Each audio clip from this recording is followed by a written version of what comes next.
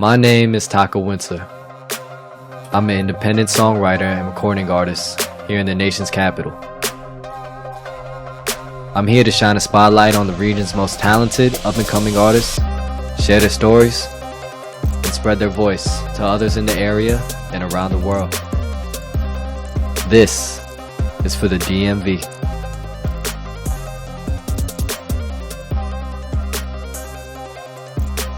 Hey, what's up? We're about to go check out electronic music producer Nick Garcia. He's actually about to do a live performance with us, so check it out.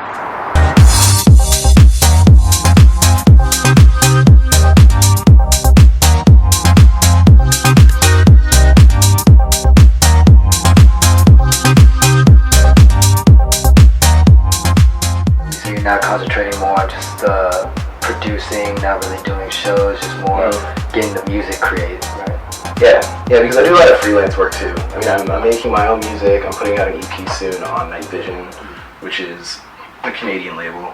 And that new project is called Stereo Soul? Stereo Soul, yeah. And what was your inspiration for that?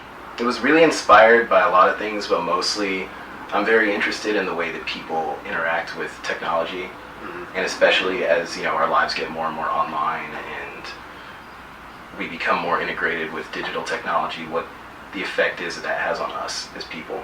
So I drew a lot of inspiration from that, fusing very harsh digital sounds with more lush analog sounds and trying to find like a balance there, some way for them to coexist, yet still like having them clash and sort of fight each other. And for Stereo Soul, like how long did it take you to, I guess, kind of finish up that whole project?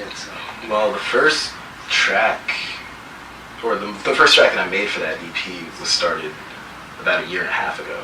I've been sitting on some of that material for a long time. So pretty excited, huh? Yeah, to just get him out there. The homie Nick said he is about to make a beat in under 10 minutes. A 10-minute cat. Go.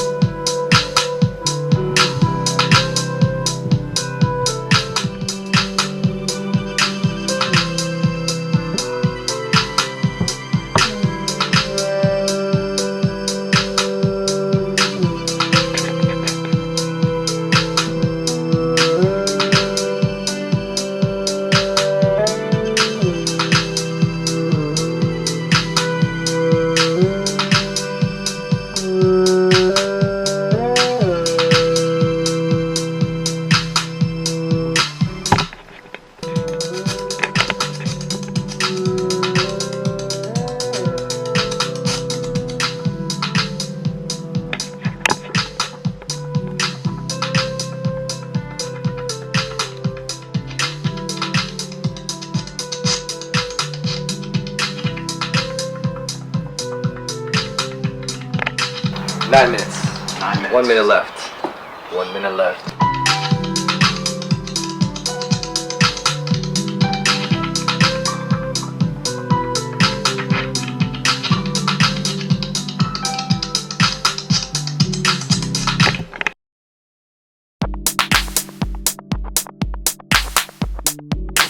You said you were with a new label, and it's Yoshitoshi? Yeah. How did you get involved with that? I met the label manager outside of U Street Music Hall, actually, one night. We were introduced through a mutual friend, and he said that the guy who runs it, Sharam, who's one half of Deep Dish, was looking for an engineer, someone who could help him in the studio. So I said, I'm your man. Where's your favorite spot to perform so far? To be honest, I don't DJ much these days. I spend a lot more time in the studio, but I did a lot when I was living in Boston. I got the chance to play at Royale, which is a big club up there. When Flume was on tour last year, I got that opening, that local opening spot for Flume and Tricky Turtle. So that was the most people I ever played for, and that was awesome. But I really like just intimate, small environments, dark clubs, not too much flashy stuff going on. You know, just me and the music and the crowd. Do you want to start doing shows again, or are you kind of just like, you're gonna just spread it out through online and just like try to get it distributed amongst yeah, well, the distribution is happening on Beatport. It's gonna be on iTunes, Spotify, so like the major digital distributors. If someone came to me and said, we want to do a tour, or we want you to come on the road with us, or we want you to play a few shows, I'd definitely be open to the possibility to play a few of those tracks out and hear how they sound, at the club, and get back into DJing. But it's not the top of my priority list. If people hear it and the play counts go up and I see people are listening to it, that's honestly enough for me. Okay. So what's your ultimate goal as far as just being a producer? I think I'm getting close to achieving it, making a full-time living off of making sound, mixing, mastering, working with audio. That's what I love to do. So, I'm already working in the studio. I have the opportunity to come here every night and do my own thing. And then there's a lot of freelance work on the side as well, doing like mixing and mastering for a lot of hip-hop artists mainly, but also some electronic artists. So yeah, really just being an engineer.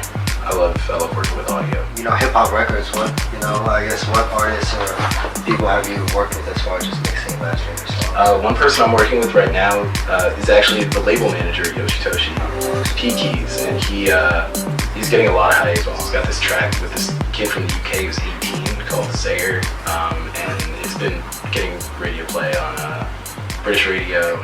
You say at night you get to come back here and go to the studio. Mm-hmm. So sit down in the studio, what is your process when it comes to just creating a track?